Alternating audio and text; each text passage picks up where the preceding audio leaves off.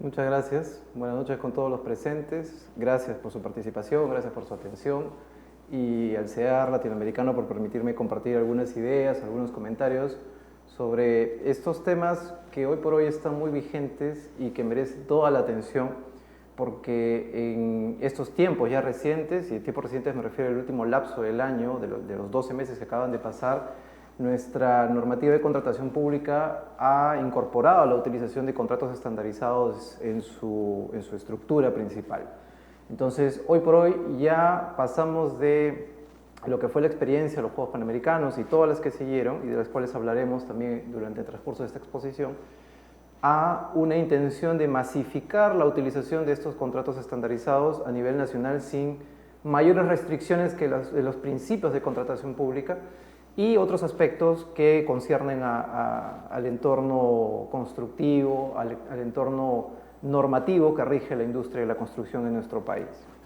Entonces, bueno, como ya han hecho una pequeña semblanza de mi experiencia, yo soy abogado, trabajo en el sector construcción desde el año 2013, he sido abogado de empresas constructoras, he sido administrador de contratos, jefe de administración de contratos y ahora último gerente de administración de contratos.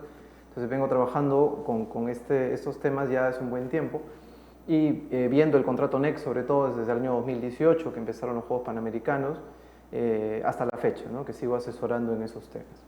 Entonces es un gusto nuevamente estar presente para poder, como digo, compartir algunas ideas, reflexiones y por qué no quizá en algún punto, si es que los organizadores me lo permiten, responder quizá algunas consultas, preguntas que naturalmente pueden surgir a lo largo de la exposición porque estos temas dan para mucho debate.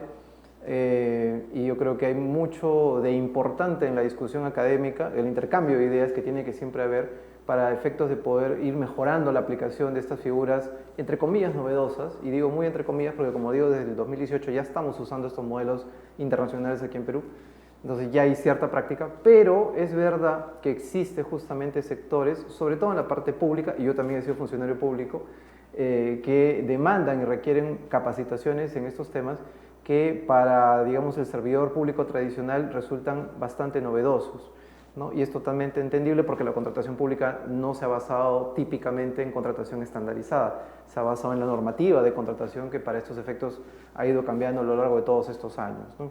Entonces, la introducción ahora de esos contratos estandarizados se constituye, podríamos decir, desde el punto de vista de la normativa pública tradicional, en ciertamente una novedad, ¿no? Pero es una novedad que va a requerir que nosotros reflexionemos y entendamos los conceptos básicos para poder aplicar correctamente las instituciones en este marco jurídico que ahora existe en el espectro de la Ley 32069, ¿no? Nuestra nueva Ley General de Contratación Pública.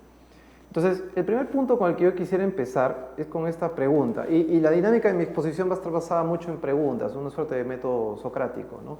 En el cual partimos de una pregunta y empezamos a analizar aquellas figuras o conceptos que están ligados a esta pregunta, ¿no? ¿Qué debemos entender por determinadas figuras que iré abordando a lo largo de la exposición?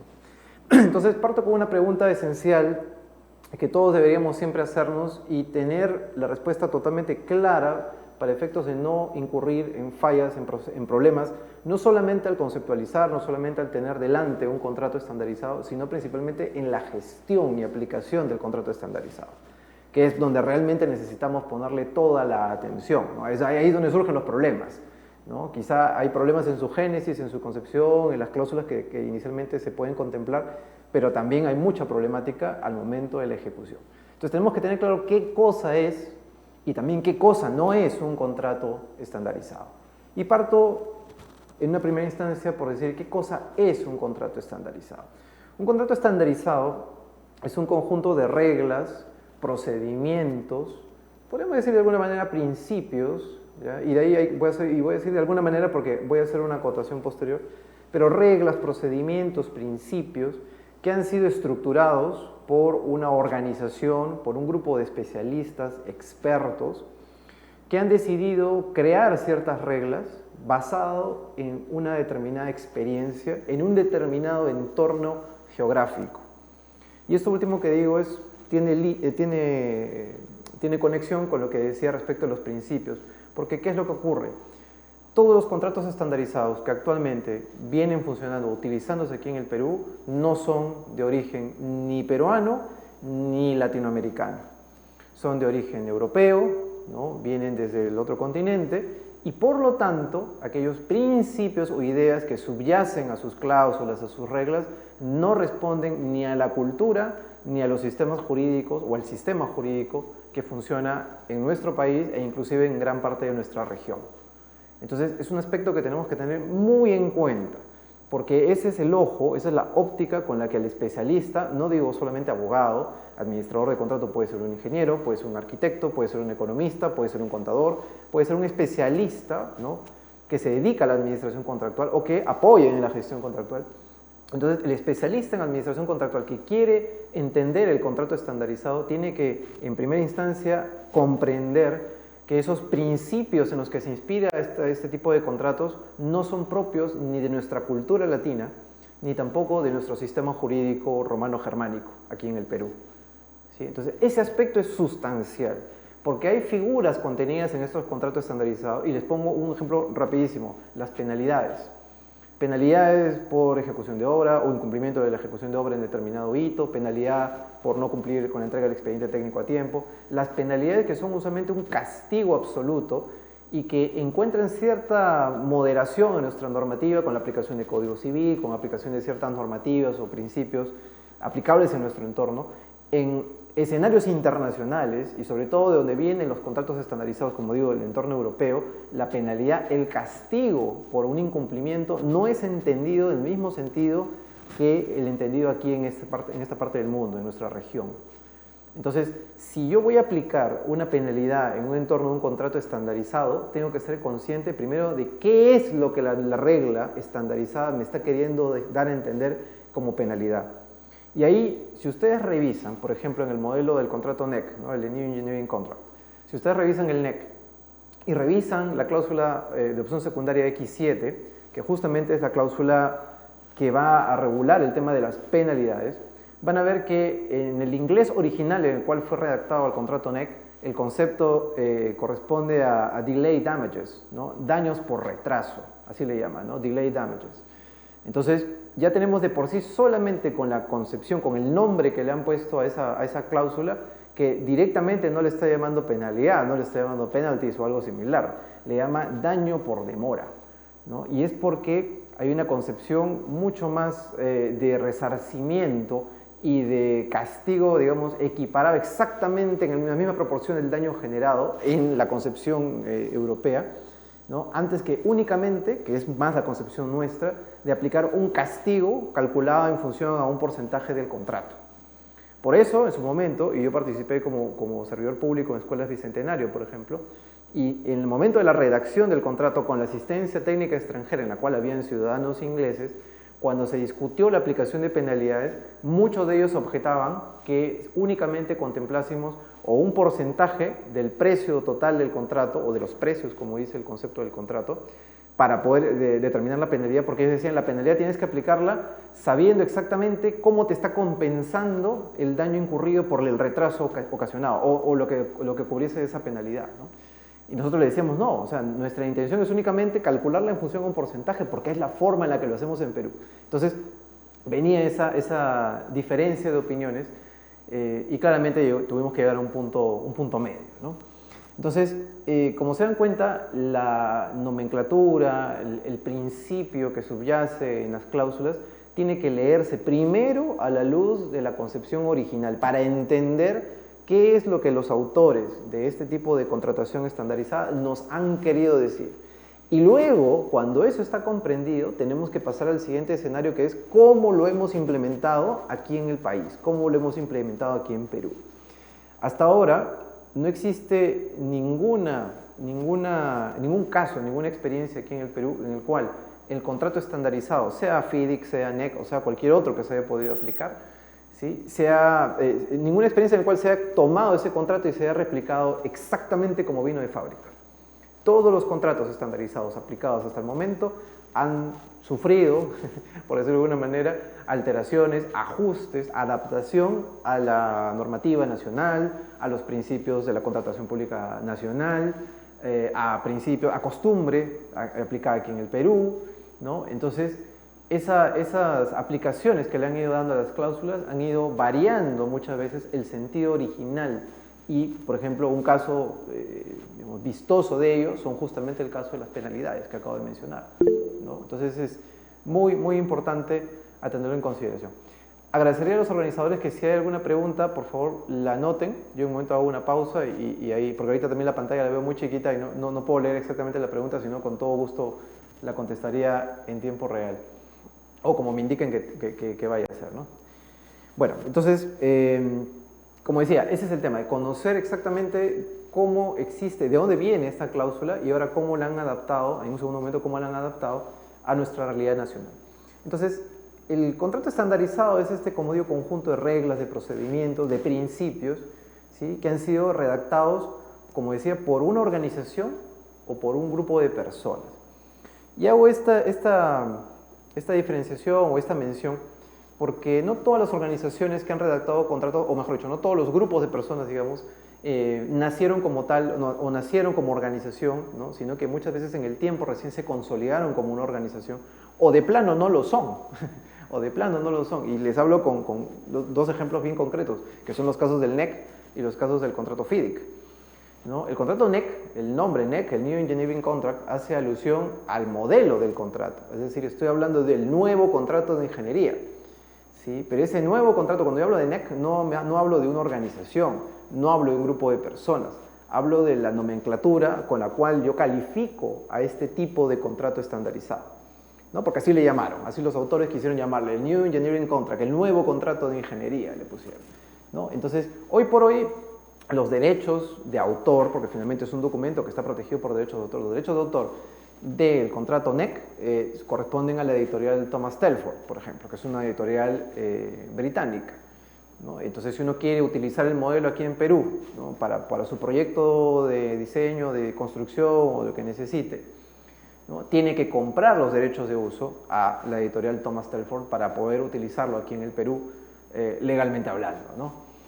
En el caso de FIDIC, por ejemplo, el FIDIC sí es una organización como tal, ¿no? Y típicamente nosotros hablamos de los contratos FIDIC, quizá ajustando un poquito la referencia, deberíamos hablar de los contratos de la organización llamada FIDIC, ¿no? Podríamos llamarla así, pero típicamente siempre hablamos de contratos FIDIC.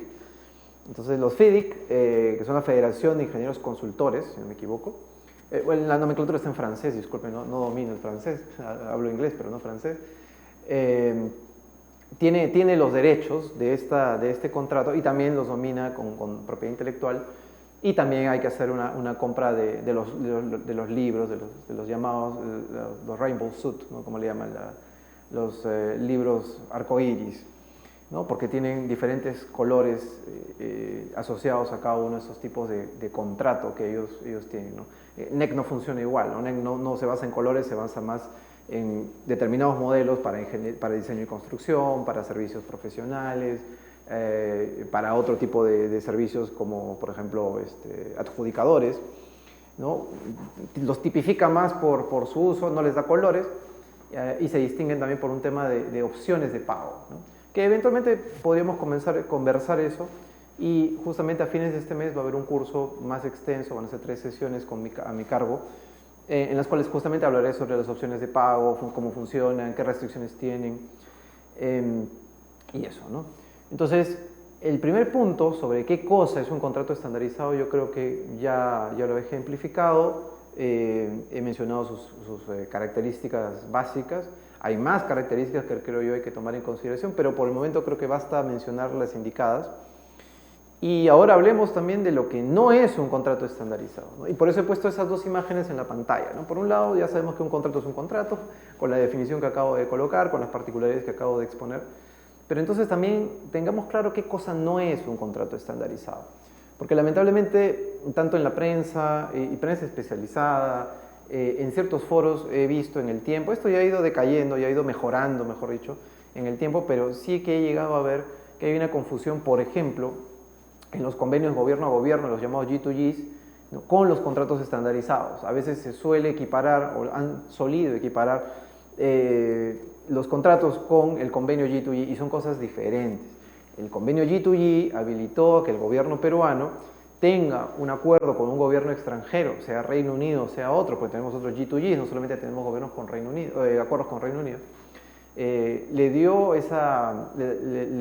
contrató esa asistencia, ¿no?, en la cual le transfiere conocimiento el gobierno extranjero, el gobierno peruano, a cambio de un pago, ¿no? Es prácticamente la compra de un servicio a nivel internacional, lo cual se firma este convenio, este acuerdo marco, en el cual se mueven las dos partes, que son dos países, para poder hacer una transferencia de conocimiento por un lado y por otro lado para pagar en contraprestación por esa entrega de conocimiento. Y en el marco de ese despliegue de transferencia de conocimiento es que la asistencia técnica, así designada por este gobierno extranjero, ¿no?, esta empresa o estas empresas que han venido al Perú, en la cual la mayoría de sus integrantes en su momento eran ciudadanos extranjeros, hoy por hoy ya hay bastantes peruanos trabajando ahí, estas empresas brindan directamente esa asistencia y como parte de esa asistencia recomiendan el uso de modelos de contratos estandarizados. Y ahí es donde ingresa recién qué modelo de contrato es que se va a utilizar para un determinado proyecto, ¿no? En el caso, por ejemplo, de los Juegos Panamericanos, en su momento se firmó el G2G con Reino Unido, que hasta el día de hoy se mantiene, ¿no? Ha ido cambiando en el tiempo claramente, y los actores también han ido variando, pero es prácticamente similar en términos. Y se contrata esta asistencia técnica, que es la que se conocía y se sigue conociendo como el UKDT, y este UKDT, en su momento, tras un análisis de la coyuntura nacional, de la evolución de nuestra industria constructiva, recomendó la utilización de los contratos NEC, ¿no? Eso para la construcción de la infraestructura deportiva para los Juegos Panamericanos. Eso ya hace bastante tiempo, ¿no? En 2019, 2018-2019. Entonces, como se dan cuenta, podríamos hablar de un espacio amplio y grande que es el G2G, ¿no?, como un marco general, y dentro de este está la selección del modelo de contrato estandarizado, ¿no?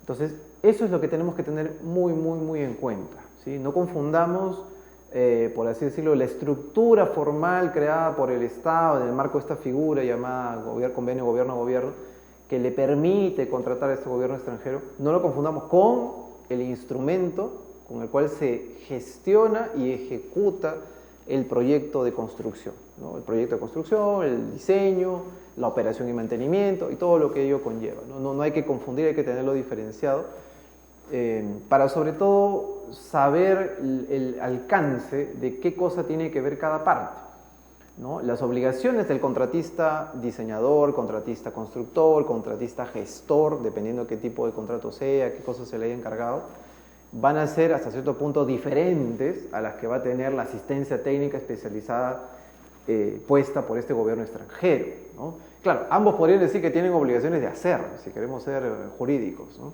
Ambos tienen obligaciones de hacer, ambos tienen que cumplir objetivos, es verdad, en la generalidad, pero uno tiene que hacer obra, tiene que hacer diseño, tiene que cargarse un expediente técnico, y el otro se encarga de asesorar, de ayudar, de aconsejar al gobierno nacional, ¿no?, para la mejor toma de decisiones en la gestión de ¿quién? De ese contratista, constructor, diseñador, operador y tal, ¿no? Entonces se dan cuenta que los roles son diferentes, los alcances son diferentes, los precios son diferentes, los riesgos son diferentes, ¿no? Entonces tenemos que tener muy, muy, muy en claro ese aspecto, esa diferenciación para poder hablar siempre con propiedad, no confundir obligaciones e ir tranquilos, ¿no? Quizá, si posteriormente hay la necesidad de controvertir algún punto, saber en qué espacio nos estamos moviendo sin invadir conceptos o principios que corresponden a otro tipo de contratación, ¿no? Teniendo eso claro, estamos bien. Hasta este punto, no sé si hay alguna pregunta, si los organizadores me ayudan, por favor, revisando el chat, porque ahorita no lo puedo, como digo, lo veo súper chiquito y no leo absolutamente nada.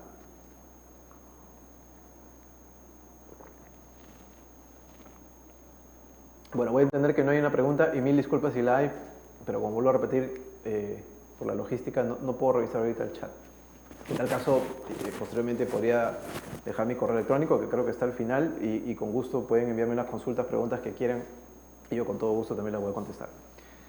Entonces, continuando, ¿no? Viene una siguiente pregunta importante, que en realidad me la han hecho varios servidores públicos, ¿no?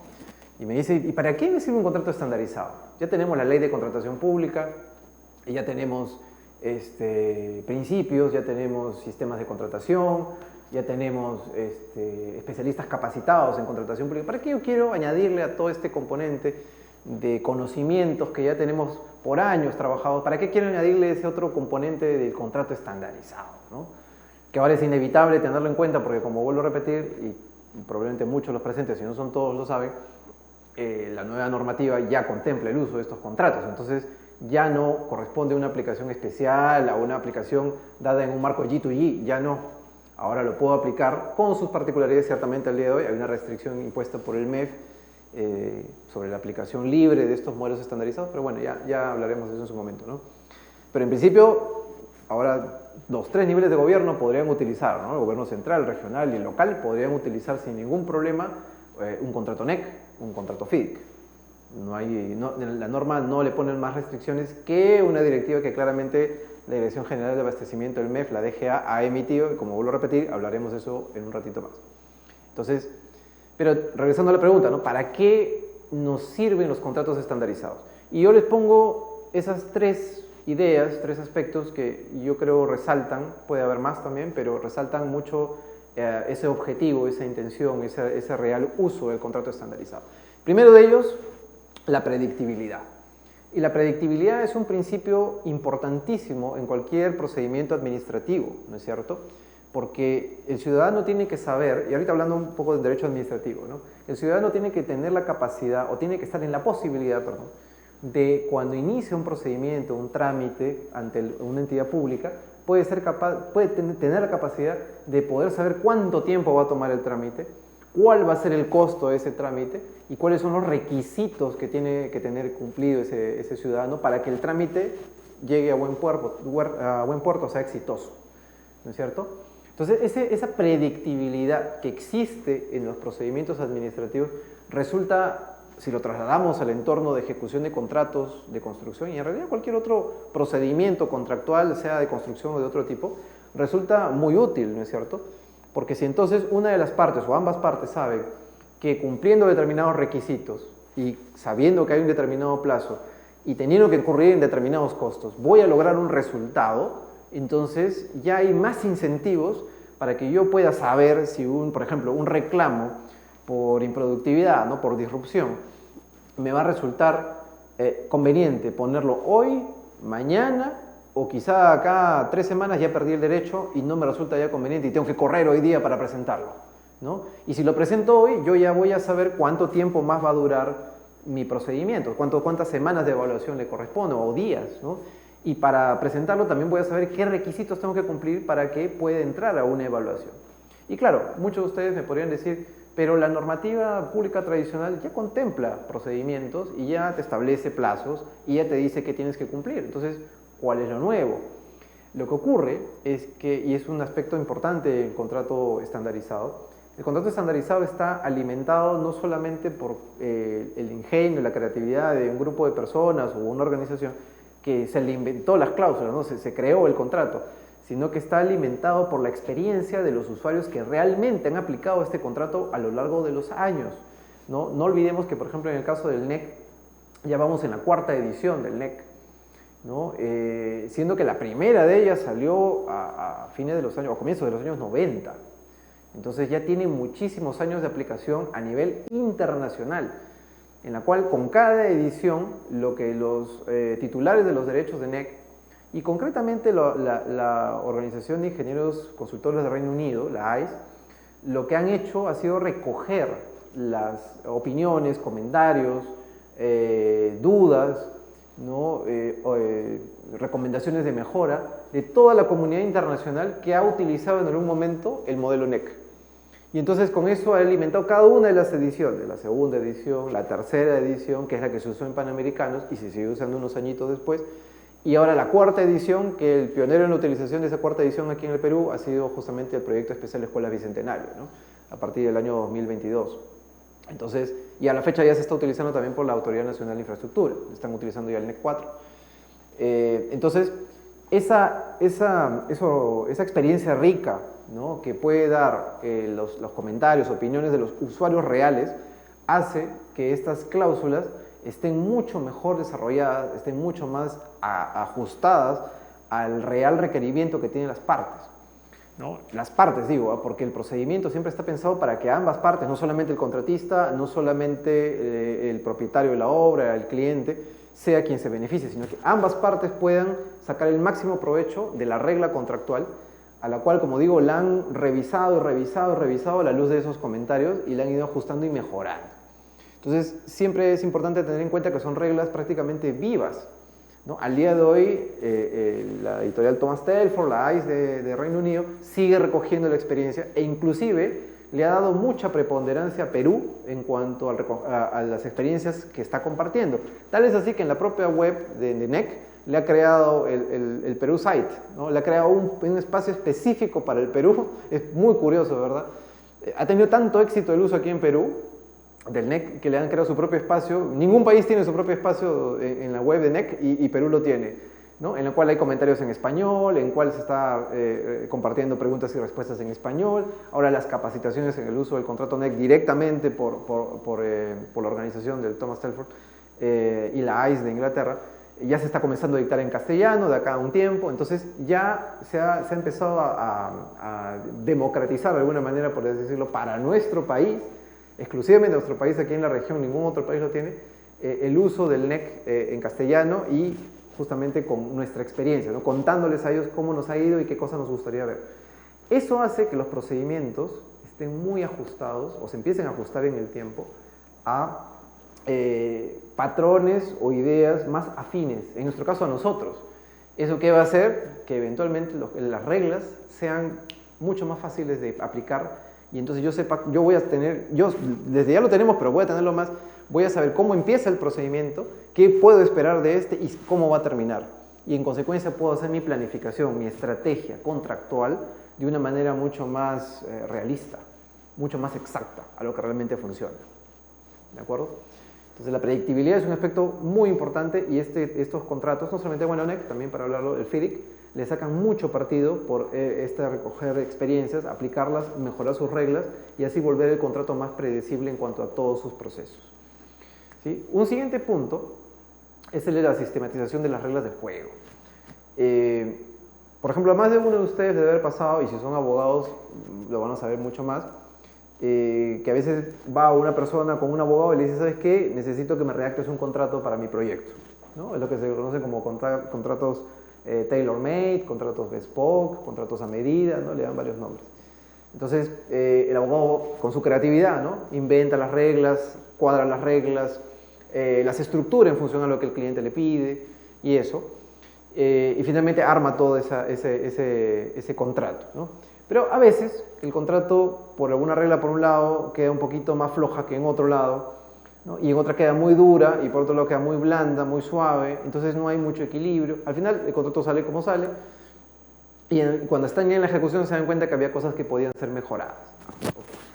Los contratos estandarizados, como vuelvo a repetir, han tenido o tienen o siguen teniendo el feedback, la retroalimentación de los propios usuarios que le van dando mucho dinamismo y mucha actualización a sus propias reglas y eso permite que las reglas que están entre todas las cláusulas conversen de manera armonizada y equilibrada, ¿no? Y eso es lo importante, porque si entonces yo tengo un contrato con reglas bien sistematizadas, bien engarzadas una con otra, entonces yo tengo que tener la seguridad que cuando yo utilizo el modelo contractual, sea NEC, sea FIDIC, ¿sí? Y yo parto de la base sin modificar, el contrato ya está perfectamente equilibrado. Y entonces si yo miro una cláusula que habla sobre penalidades nuevamente, ¿ya? Y miro una cláusula sobre una cláusula de pago, por ejemplo, ¿sí? Yo sé que las reglas de pago no van a colisionar, no se van a interferir con las reglas de penalidad de ninguna manera. Va a haber armonía entre ambas, no va a haber ningún conflicto.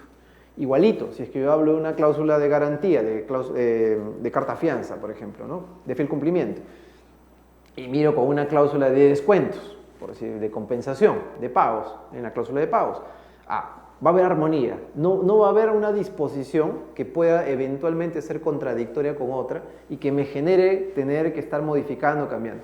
Lamentablemente, y esta es la experiencia que vino desde el 2018 a la fecha, Cuando ya se comienzan a introducir los cambios, ¿no?, que se han venido aplicando para la adaptación del modelo contractual estandarizado al Perú, ahí es cuando se comienzan a incorporar reglas que a veces terminan sí siendo contradictorias. Pero no es el modelo, como se dan cuenta, ¿no es cierto? El modelo no es el asunto, son los cambios que se introducen. Por eso uno de los principios o una de las recomendaciones que dan algunas de las guías que tiene el contrato NEC, y justamente es el tercer punto, guías orientativas, y ahorita voy a llegar a eso, pero de las guías que da el contrato NEC para la redacción de las condiciones particulares del contrato, ¿no?, algunas de las recomendaciones es, señores, hagan una revisión tranquila, no se emocionen, hagan su revisión, y cuando tengan su cláusula ajustada, ¿no?, evalúenla a la luz del resto de cláusulas para ver si es que no está colisionando o no está inclusive repitiendo una regla que ya está en el contrato. Y créanme, ha pasado más de una ocasión que alguna entidad, una entidad cualquiera, no vamos a poner nombres, al momento de regular sus cláusulas particulares, lo que le conocen como en el caso del NEC, las cláusulas Z, ¿sí?, al momento de hacer sus cláusulas Z, han vuelto a regular principios, vuelto a regular ideas, reglas que ya están en el contrato. Entonces repite, y además lo repite y le pone un nivel de exigencia mucho mayor, ¿no? Le pone un poco de exigencia mucho mayor, entonces uno mira la otra cláusula, uno mira esa y empieza a preguntarse qué cláusula ahora utilizo, ¿no? Desde el momento en que yo tengo dos cláusulas muy parecidas, voy a tener probablemente que recurrir a esa herramienta jurídica que a muchos abogados les encanta utilizar, que es la interpretación, ¿no? Voy a tener que interpretar y ahí ya comienzo a generar un problema que eventualmente me puede llevar a una controversia. Se terminó malogrando mi contrato estandarizado, ¿no? Entonces hay que ser muy, muy cuidadoso para no romper la sistematización de cláusulas, de reglas de juego, que ya viene por default, ya que ya viene de fábrica. Eso hay que tenerlo muy, muy, muy presente. Y como ya lo adelanté hace un momento, las guías orientativas son algo son recursos que solamente los he visto en los contratos estandarizados, ¿no? No he visto hasta ahora un contrato a medida, un bespoke, un tailor-made que hecho por un abogado, ese abogado también haya dedicado su tiempo, o un especialista, no hablemos solamente de abogados, que un especialista haya redactado y que además ha invertido tiempo en armar una guía de cómo tiene que leer su contrato, ¿no? No he visto hasta ahora un abogado, y la verdad sería bastante más tiempo, ¿no?, elaborar ello. Pero justamente estas organizaciones, estos grupos de personas que han elaborado estos contratos, basados en este feedback que dan los usuarios, han creado guías de cómo leer y utilizar las cláusulas de sus respectivos contratos. Hay guías para el uso del modelo NEC o los modelos NEC, hay guías para el uso de los contratos FIDIC, hay guías de cómo se utiliza. Entonces, comprenderán que en el devenir de mi desarrollo profesional, de mi trabajo en estos años, cuando he tenido que conversar con contrapartes que me decían, tu cláusula tal, un NEC, por ejemplo, ¿no?, la cláusula tal no se aplica como tú me estás diciendo. Me decía, ¿no? Digo, pero yo estoy aplicando la guía NEC, ¿no?, que así le llamamos coloquialmente, ¿no?, la guía NEC. Yo estoy aplicando la guía NEC, lo que me dice los autores de este contrato es que yo tengo que leer la cláusula de esta manera.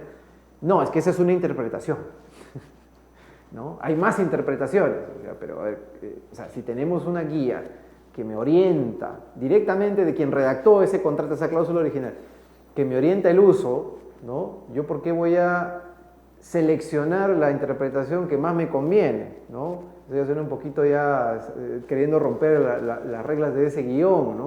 O sea, si ya tengo unas cláusulas armadas con un texto que me indica y me ayuda a cómo tengo que leer eso, ¿con qué intención? De evitar controversias, pues.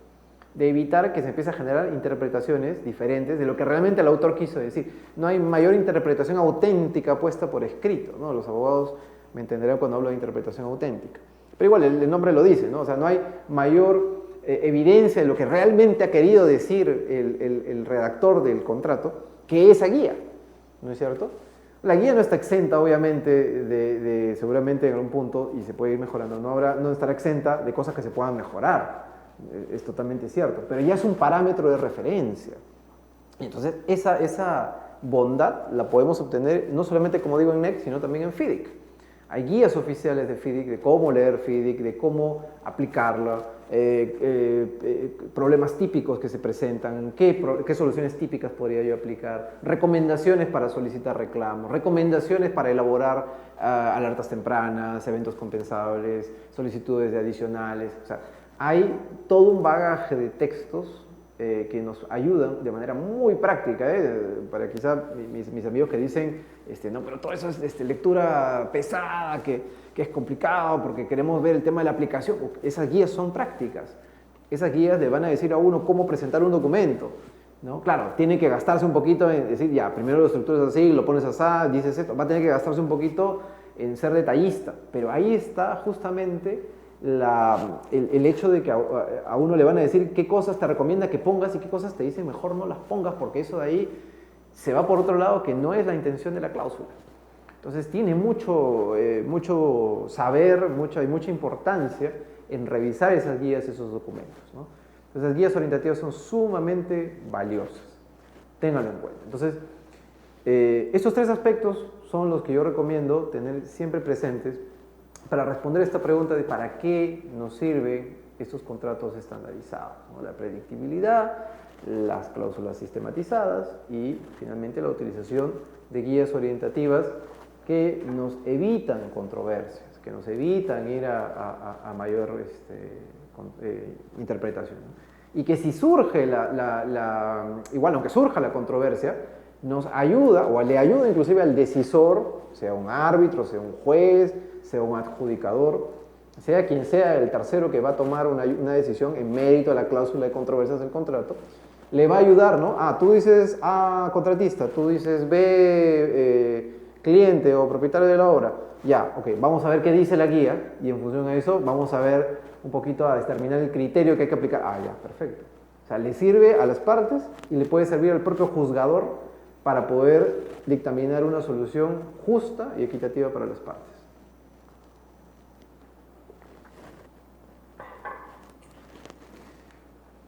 Continuando, y esto ya más o menos ya lo mencioné, ¿no? Ya adelanté un poquito sobre el tema de los usos de los dos modelos más utilizados. No son los únicos, ya hemos tenido una experiencia muy chiquita en el año 2020-21.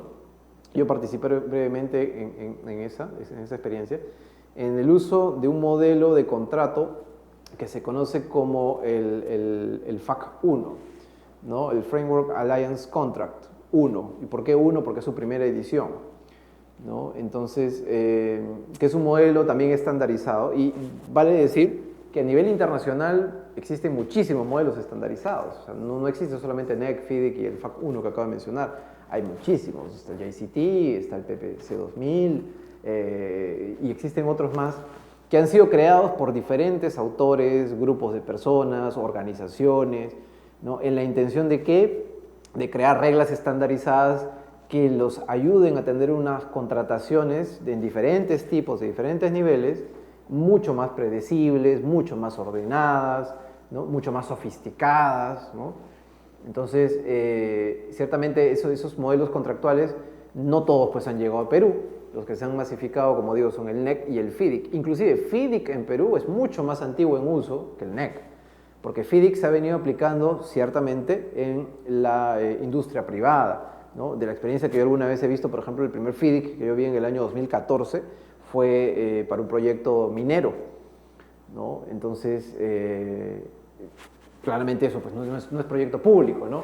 El Estado mismo no ha sido sino hasta años recientes que ha comenzado a implementar, por ejemplo, con la construcción del aeropuerto de Chinchero, el cual es un modelo FIDIC, el libro amarillo, si no me equivoco.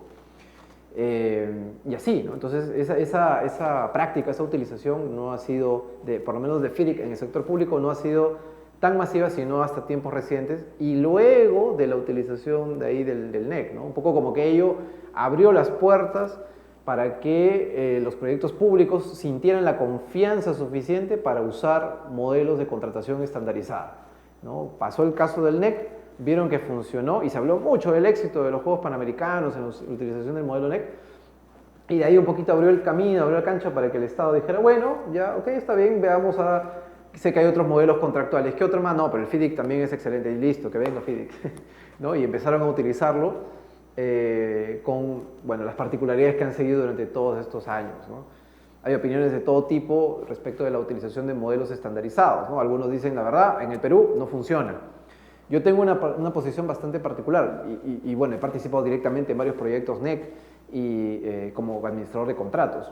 Entonces he visto directamente en campo cómo es la utilización y ciertamente hay una realidad que demanda inclusive un trabajo interesante académico de investigación, creo yo, que es la utilización no necesariamente por contratista o la relación contratista-cliente, contratista-Estado, contratista privado-Estado, sino la que existe entre el contratista y los subcontratistas.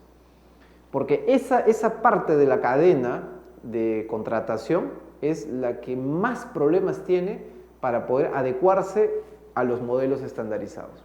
Claro, uno puede decir, qué bonito, ¿no? Utilicemos NEC, utilicemos FIDIC, tenemos el respaldo del gobierno peruano, tenemos funcionarios que ya están capacitados en el uso del NEC, el FIDIC, perfecto. Ya, el contratista pregunta, ¿en el Perú las obras que un contratista ejecuta las hace solas? Por supuesto que no, ¿no? La mayoría, si no son todos, subcontratan. Y ahí viene el real problema. El contratista principal probablemente ya tiene especialistas capacitados en el uso del NEC, del FIDIC, pero los subcontratistas, claro, pueden decir, no, pero con ellos no contratan con NEC o con FIDIC, con ellos contratan con contratos regulares, subcontratos, hechos a medida, ¿no? Los que hablábamos. Está bien, pero el dinero o los procedimientos de reclamo o las ampliaciones de plazo o las penalidades inclusive que se aplican al contratista, que se hacen en el marco de un NEC, de un FIDIC, bajan inexorablemente hacia la relación de los subcontratistas-contratistas. Y entonces, si bajan, la transferencia de las reglas tiene que ser armónica con las reglas que se han firmado en el subcontrato. Y les digo, de la experiencia que tengo recientemente, no son armónicas. Es más, las reglas de acá son diametralmente distintas a las que tiene el contratista con el Estado. Y ahí viene el problema que está generando, a mi parecer, eso es una opinión absolutamente mía, viene el problema que está generando que existan demasiadas reclamaciones a nivel de subcontratistas con contratistas, demasiadas, ¿no? Y eso es una arista del asunto, creo yo, porque otra arista importante es que ciertamente falta más capacitación a nivel de subcontratistas, falta mucha más capacitación, ¿no? El contratista parece que se ha abocado a revisar, estudiar, y claro, pues ellos son los que han licitado, han entrado, han ganado directamente a las licitaciones, pero los subcontratistas no es que participen en una licitación NEC, o una licitación FIDIC, ¿no? Participan en la licitación de un proyecto que está usando NEC, pero ellos no necesariamente les dan el NEC, ¿no? O se lo dan como un anexo en las bases, ¿no? En los TDRs para la postulación, pero le dan pues un bodocón, ¿no? Le dicen, acá está el contrato mío, ya, ¿cuál es mi contrato? Este es tu contrato, y las reglas son diferentes. O peor, han adaptado reglas del contrato NEC o del FIDIC a nivel de subcontrato, pero le han puesto unas reglas que finalmente terminan siendo contradictorias, lo que decía hace un rato. Entonces se arma un problema, ¿no? Ese inconveniente, a mi parecer, es uno de los principales problemas que tenemos para que el modelo, sea el modelo NEC, sea el modelo FIDIC o cualquier otro modelo de contrato estandarizado, funcione correctamente aquí en el Perú. No nos podemos quedar solamente con la parte del contrato principal, puede funcionar a las mil maravillas, pero si el subcontratista no funciona, a veces subcontratan el 90% del alcance, el 100% del alcance que yo lo he visto, y no le ponen un NEC, le ponen cualquier otra regla, o le ponen un NEC inclusive, porque NEC también y FIDIC tienen modelos, bueno, NEC sobre todo tienen modelos para subcontratos. Le ponen un modelo NEC al subcontratista que nunca ha trabajado con NEC. Y le pone el contrato y le empieza a ver términos costo determinado, costo reembolsable, costo desestimado, alertas tempranas. El subcontratista dice, oye, yo nunca he visto esto. ¿Cómo respondo? ¿Con qué reglas aplico si no tengo la experiencia ganada para saber cómo gestiono ese contrato? El contratista le dice, mira, tú ya sabrás. Si tú no cumples ahí, yo te penalizo, yo te ejecuto garantía. Y más, cumple tu alcance. ¿Y a qué se abocan? A simplemente correr con el alcance. Y ya me pasó a llegar con un cliente con el que me acerco y le digo, muéstrame las comunicaciones que lanzaste para pedir tal reclamo, ¿no? No hemos lanzado, todo se gestiona en campo. Pero el contrato dice acá claramente que tienes que mandarlo, tienes 3 semanas para hacerlo, si no lo mandas, perdiste esa oportunidad. No, es que nunca lo hicimos. ¿Y entonces cómo lo reclamas? No, es que en campo me prometió que lo iba a hacer, ¿no? Entonces viene esa problemática, ¿sí? que realmente debe obligar a los subcontratistas a subirse un poco al carro, Yo sé que a veces pueden verse como una figura demasiado compleja o con matices extraños, ¿no?, para la contratación tradicional, pero es necesario, ¿no?, para poder hacer crecer, dar un pasito más en nuestra creación de una industria de la construcción más moderna, ¿no?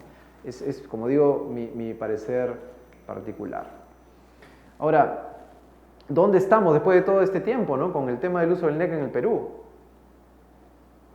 Y he tratado de resumir muy brevemente esa línea justamente de tiempo de las obras que han venido durante todos estos años, ¿no? Tenemos los Juegos Panamericanos, los proyectos, ahí están viendo, por ejemplo, la Videna del distrito de San Luis, ¿no?, que quedó bastante bonita, bastante moderna. Yo no trabajé con COSAPI, que es justamente el contratista, yo trabajé con Vesco Vesalco, por ejemplo, que fue otro contratista, y trabajé también con SACIR y con SACEM en otras construcciones de otras sedes deportivas. Pero, por ejemplo, para el caso de COSAPI, yo sé que hubo en esa parte del soldado del techo, por ejemplo, del Coliseo, tuvieron que traer especialistas de México o de algún otro país solamente para ese soldado, porque era un soldado de vigas con una técnica bastante particular, ¿no? Entonces demandaba mucho conocimiento, mucha especialización, y el contrato funcionó bien para poder compensar, para poder pagar, para poder cumplir con lo que se quería, ¿no? Fue una experiencia interesante que me he enterado por amigos, colegas que también han participado en Videna. Y me han contado de primera mano el asunto, ¿no? El caso, por ejemplo, del Legado, que es lo que siguió luego de que terminó Panamericanos. Por ejemplo, Legado construyó eso que están viendo ahí, que es el biomédico, ¿no?, que es este espacio justamente con la intención de tratar de lesiones de deportistas de alto rendimiento, ¿no? Ese biomédico está también a la espalda de la Videna, está ahí colocado, y es una estructura que inclusive ganó un premio de arquitectura. O sea, es una estructura, aparte, muy bonita. O sea, yo he pasado por ahí, de verdad, se ve excelente, ¿no? Claro, llamativa, con ese frontis amarillo, ¿no? Pero la estructura en sí tiene un diseño bastante interesante, y eso se gestionó con un modelo NEC también, ¿no? La construcción. Luego, avanzando un poquito ya en el tiempo, o de manera paralela, tenemos el caso de la reconstrucción con cambios, ¿no?, la Autoridad de Reconstrucción con Cambios, la RCC, la extinta RCC, porque ya desapareció, que luego se transformó en la Autoridad Nacional de Infraestructura, ¿no?, la ANIN. Y ambas entidades han sido las principales ejecutoras de obras aquí en el Perú, ¿no?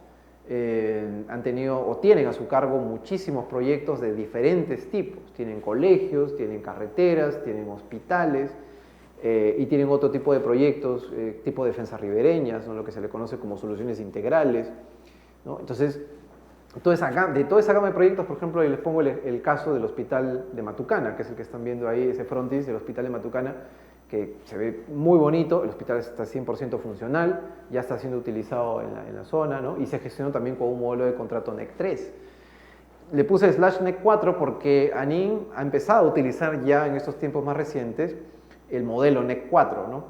Que es un modelo que ha actualizado la ICE de Inglaterra, del NEC, y ciertamente ha mejorado algunas cláusulas en mérito de ese feedback que les decía que le dan los usuarios, ¿no? Entonces lo ha robustecido, es un modelo interesante. A mi parecer, que yo desde el 18 venía usando el NEC 3, cuando llegó el NEC 4 habían cláusulas que estaban mucho mejor redactadas, había disposiciones que estaban mucho mejor ajustadas. Entonces me sentí mucho más cómodo usando el NEC 4, ¿no? Tiene disposiciones mucho más interesantes para la evaluación de eventos compensables, entre paréntesis adicionales, muy entre paréntesis adicionales, por favor, solamente para efectos expositivos digo que son adicionales, pero por favor que no se tome textual lo que acabo de decir. Ya en la clase, en los cursos que vengan a fines de mayo, perdón, puedo hablar un poquito más en extenso de a qué me refiero con esto que acabo de mencionar. Y el caso de Escuelas Bicentenario, ahí ven el caso de una de las escuelas, para el cual se utilizó 100% el contrato NEC 4, en su versión 4, ¿no? Entonces, esa es más o menos la trayectoria, la experiencia, del uso de contratos estandarizados. Me disculparán que no haya podido poner ejemplos de FIDIC, ¿no? Lo que pasa es que ahí también el tiempo un poquito no daba, pero bueno, vale decir que esa es la experiencia, que no es poca, ¿no? Es interesante. El caso de RCC ANIN, como digo, engloba muchísimos proyectos de todo tipo, y entonces la casuística que puede extraerse de toda esa utilización es absolutamente rica, ¿no? Tienen casos de todo tipo, buenos, malos, terribles, pero tienen de todo tipo que han ido evolucionando en el tiempo, ¿no? Lo importante es que se ha logrado, creo yo, una mejor comprensión del modelo contractual NEC, y creería también así con FIDIC, a lo largo de todos estos años. Es una realidad innegable. Así hemos mejorado un 1% de comprensión del uso del NEC, está perfecto. Y eso es lo que hemos logrado. Hemos logrado mucho más.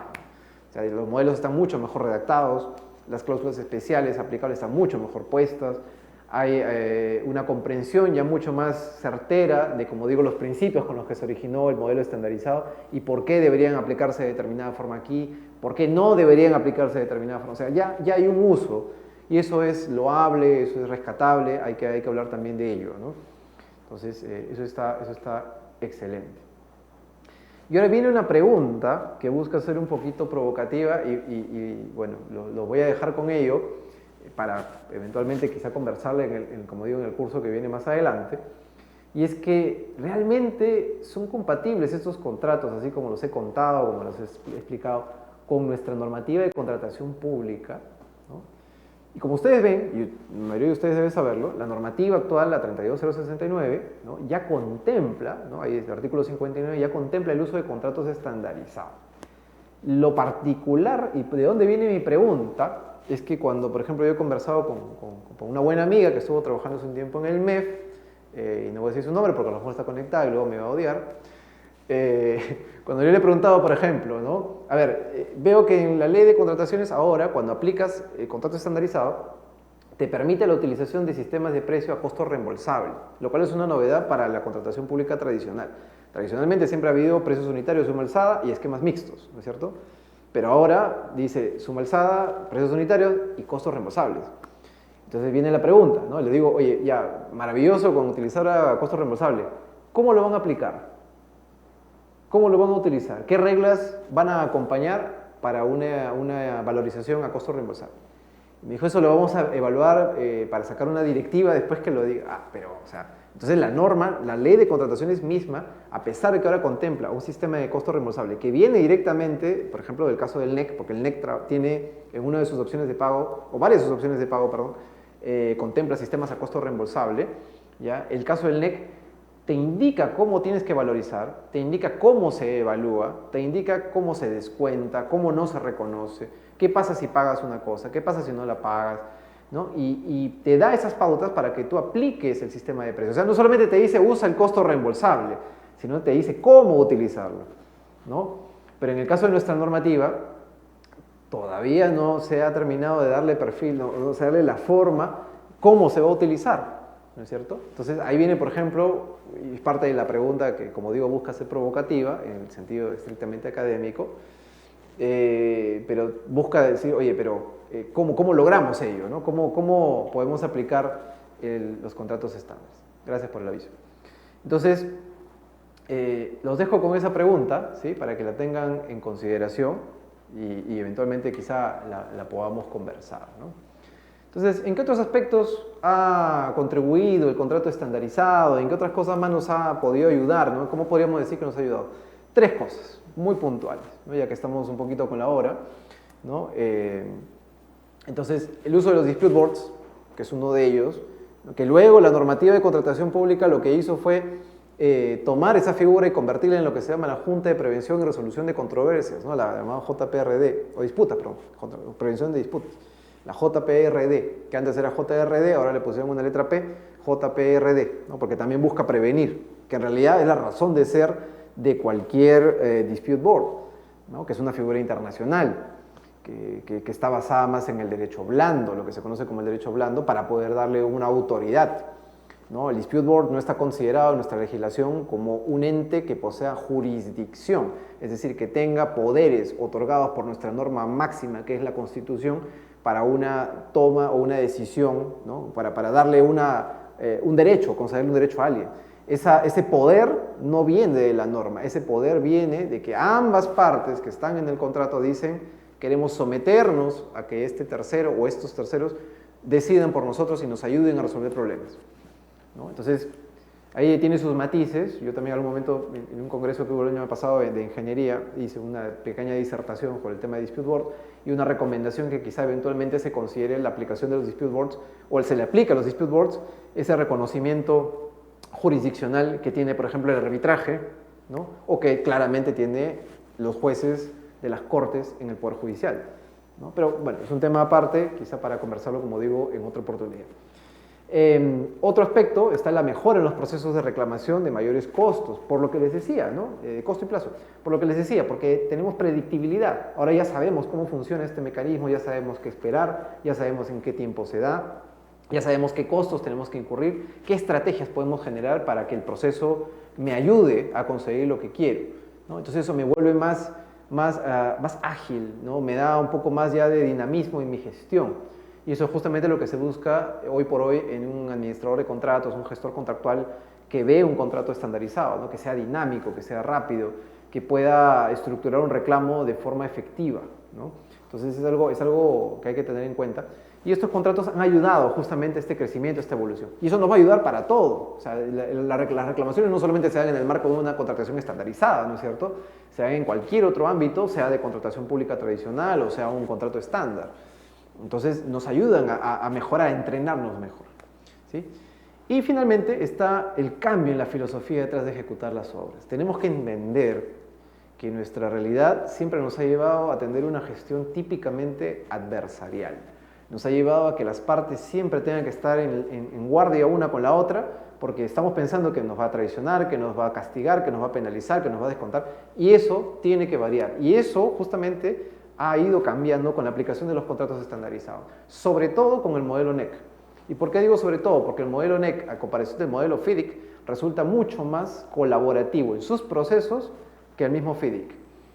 Busca que las partes en el modelo NEC trabajen como una suerte de socios, como una suerte de pares, ¿no? Y ahí el Estado ha tenido que sacarse del chip, ¿no? Eso de yo soy el Estado y yo te ordeno a ti que hagas algo. Ha tenido que cambiar eso. Y cuando cambió eso, lo que empezó a ocurrir a continuación fue que las obras empezaban a volar, ¿ya? Y les pongo el ejemplo solamente de Escuela Bicentenario, el cual terminó construyendo 35 colegios en año y medio. ¿No? 35 colegios en año y medio. Es bastante, es una barbaridad de proyectos a la par, ¿no? Entonces eso porque justamente hubo esa mentalidad, ese momento de querer avanzar y privilegiar el cumplimiento de los objetivos por sobre las formas, lo cual ya se podrá hablar con más detalle en su debido momento. Bueno, por ahora lo dejamos ahí. Les agradezco muchísimo, muchísimo su atención. Espero haber cubierto de manera general estos aspectos tan interesantes. Hay mucho por hablar, hay mucho por discutir. Encantadísimo siempre de participar en un debate, en los debates que sean, porque es justamente lo que alimenta el conocimiento. Así que los invito siempre a cuestionar, a preguntar y sobre todo a leer mucho sobre esos temas en los cuales existe mucha información en línea. Muchísimas gracias.